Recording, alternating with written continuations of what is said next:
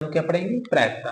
और प्रायिकता में आज हम लोग प्रायिकता की परिभाषा को जानेंगे और जो इसमें घटना है उन सब घटनाओं को जानेंगे। ठीक, तो देखो सबसे पहले प्रायिकता, इंग्लिश में बोलते हैं इसको प्रोबेबिलिटी। ठीक, प्रोबेबिलिटी शॉर्ट में बोल देते, रियल में वो होता है प्रोबेबिलिटी। ठीक, प्रोबेबिलिटी प्रायिकता, तो किसी कार्य या घटना के घटित होने की कितनी संभावना है, उसे क्या बोलते हैं हम लोग, प्रायिकता कहते हैं। जैसे कोई घटना है, जैसे मान के चलो हम सोचेंगे कि आज बारिश होने वाली है या नहीं होने वाली है, तो ये घटना है, तो इस घटना को हम लोग क्या समझेंगे, प्रायिकता। तो किसी भी जो कोई घटना है या कोई कार्य है वो कितना घटित हो रहा है, मतलब उससे घटित होने की कितनी संभावना है, वो हो रहा है या ना हो रहा है, तो इस प्रोसेस को हम लोग क्या बोलते हैं, प्रायिकता समझते हैं या प्रायिकता कहते हैं। इसे हम किससे दर्शाते हैं, पी से दर्शाते हैं। ठीक, जो इसकी परिभाषा है और जो इसकी परिभाषा है जी। ठीक, ये क्या है, परिभाषा। अब हम लोग प्रायिकता का मान 0 से बड़ा तथा 1 से छोटा होता है। देखो प्रायिकता का मान 0 से क्या होता है, बड़ा, तथा 1 से क्या होता है, छोटा होता है। इसलिए देखो इसको ऐसा भी लिखते, 0 से क्या है, बड़ा है और बराबर है, 1 से क्या है, छोटा है और बराबर है। यानी 1 हो सकता है और 1 से छोटा होगा, लेकिन 0 से क्या होगा, बड़ा होगा। ठीक, अब ज्यादातर आपको प्रायिकता में जो मान मिलेंगे वो किसे मिलेंगे, हमें बटे मिलेंगे। कितने मिलेंगे, किसे मिलेंगे, बटे में, यानी अपॉन में। तो कोई संख्या अपॉन में लिखी तो वो क्या, किस में कहलाएगी, तो वो क्या कहलाएगा, प्रायिकता कहलाएगी, मतलब वो प्रायिकता का मान होगा। यदि हम, जैसे मैंने लिखा यहाँ पे 1/2, यहाँ पे लिखे 4/6, तो ये दोनों क्या है, प्रायिकता के मान है, क्योंकि आप भाग दोगे तो 0 से इसकी वैल्यू क्या आएगी, बड़ी आएगी। ठीक है, तो इसको हम लोग क्या बोलेंगे, प्रायिकता। देखिए अब ये क्या हमारा फॉर्मूला यानी सूत्र, तो सूत्र क्या होता है, घटना ई के अनुकूल परिणामों की संख्या। अब देखिए आप समझिए कि यहाँ पे मैंने ई क्यों लिया, ई का मतलब इवेंट यानी घटना। अब ई की जगह आप आर भी ले सकते हो, एफ भी ले सकते हो, ए बी सी डी के कोई भी अक्षर ले सकते हो। ये कोई क्लियर नहीं होता कि मैं यहाँ पे ई लिखूं, लेकिन यहाँ पे मैंने पी ई लिखा, इसलिए मैंने यहाँ पे ई लिखा। यदि मैं यहाँ पे पी आर लिखता तो यहाँ पे क्या लिखता, फिर आर। ठीक है, तो यहाँ पे लिखा मैंने पी मतलब प्रोबेबिलिटी ऑफ ई, यानी किसकी प्रायिकता, ई की। तो हम लोग फॉर्मूला क्या बनता है हमारा, घटना ई के अनुकूल परिणामों की संख्या बटे प्रयोग के सभी संभव परिणामों की संख्या। अब इसमें जो प्रयोग यूज हुआ है, प्रयोग का मतलब क्या हुआ, प्रयोग का मतलब होता है जो हम लोग प्रक्रिया करते हैं। जैसे मान के चलो मैं एक सिक्का फेंकूंगा, क्या फेंकूंगा, एक सिक्का। ठीक है, तो सिक्के में जो वो घटना हम लोग प्रयोग करेंगे तो उसमें संभव परिणाम। ठीक है, जैसे मान के चलिए एक सिक्का है, ठीक है, ये क्या है, एक सिक्का। अब मैं यदि इसको टॉस करूंगा, क्या करूंगा, टॉस।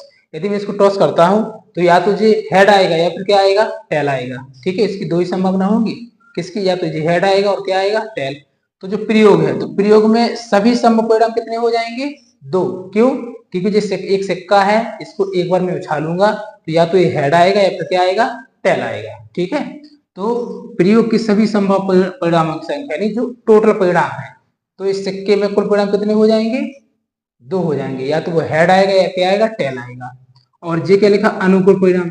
अनुकूल परिणाम का मतलब होता है जो हम पूछ रहे हैं, जैसे मैंने पूछा कि इस सिक्के में चित्त आने की प्रायिकता ज्ञात करो, क्या बताना आपको, चित्त आने की प्रायिकता।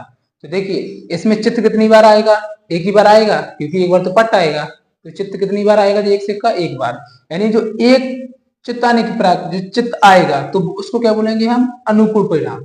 यानी किसी भी प्रयोग में हम जो पूछ रहे, कोई हमसे पूछ रहा है या सवाल में पूछ रहा है या हम कोई पूछ रहे हैं, ठीक है, तो उसको बोलते हैं हम लोग अनुकूल परिणाम।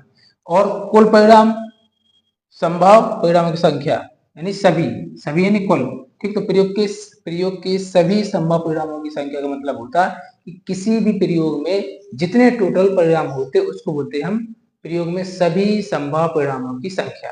ठीक, अब हम लोग आते हैं प्रारंभिक घटना पे। तो प्रारंभिक घटना किसे कहते, वह घटना जिसका परिणाम एक होता है, जिसका परिणाम कितना होता है, एक, तो उसको क्या बोलते हैं हम लोग, क्या कहेंगे उसको, उसे हम प्रारंभिक घटना कहते हैं। ठीक, किसी प्रयोग के सभी प्रारंभिक घटनाओं का योग एक होता है, किसी प्रयोग के सभी प्रारंभिक घटनाओं का योग एक होता है।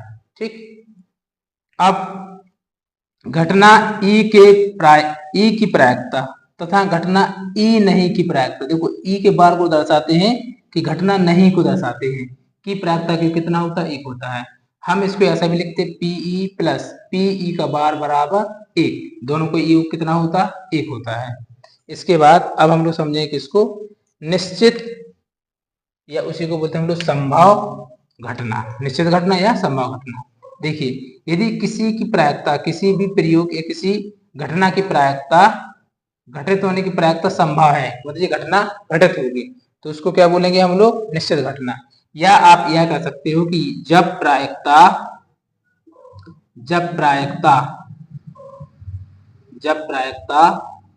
का मान, जब प्रायिकता का मान 1 हो, कितना हो, 1 होता है तो उसे संभव घटना कहते हैं। ठीक है, आप ऐसे लिख सकते हो, जब प्रायिकता का मान 1 होता है तो उसे क्या कहते हैं, निश्चित या संभव घटना कहते हैं। अब पेपर में क्वेश्चन वह पूछता है कि जिसकी प्रायिकता 1 होती है उसे कौन सी घटना बोलते हैं, तो हम क्या कहेंगे, संभव घटना। और अनिश्चित या असंभव घटना किसे कहते हैं, जब प्रायिकता का मान, जब प्रायिकता का मान कितना हो, शून्य होता है तो उसे क्या कहते हैं हम लोग, असंभव घटना या अनिश्चित घटना कहते हैं। ठीक है, उसे क्या कहते हैं हम लोग, असंभव घटना या अनिश्चित घटना कहते हैं। कब, जब जिसकी प्रायिकता 0 होती है, लेकिन जिसकी प्रायिकता का मान 1 होता है उसे क्या बोलते हैं, संभव घटना। ठीक, अब जो प्रायिकता की परिभाषा है, यानी जो फॉर्मूला है, ये 1795 में एक गणितज्ञ थे, ठीक, पेरे साइमन लैपलास, ठीक, गणितज्ञ भी थे, भौतिक विज्ञान के भी थे, वैज्ञानिक भी थे, ठीक।